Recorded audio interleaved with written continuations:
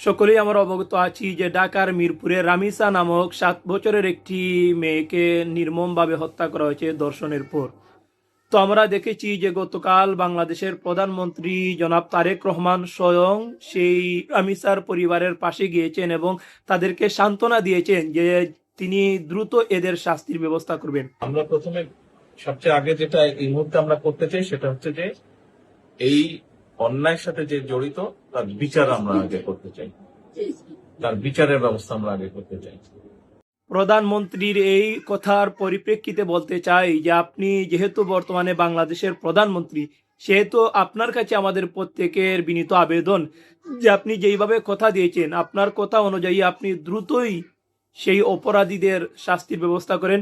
সেই সাথে আমরা সবাই, হয়তো আপনি প্রধানমন্ত্রী অবগত আছেন যে গত কিছুদিন আগেও আমাদের সিলেটের ফাহিমা নামক 4 বছরের একটি শিশুকে তদ্রূপভাবে ধর্ষণ করে হত্যা করা হয়েছে।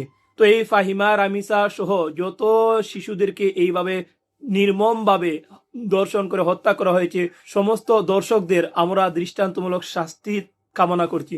যদি আপনি দ্রুত সময়ের মধ্যে সমস্ত দর্শকদের দৃষ্টান্তমূলক শাস্তি দেন, তাহলে দেখা যাবে যে বাংলার জমিনে পরবর্তীতে এইরকম কর্মকাণ্ড করতে কেউ ভয় পাবে এবং সেই সাথে আপনারও জনপ্রিয়তা আরও বেড়ে যাবে ইনশাল্লাহ।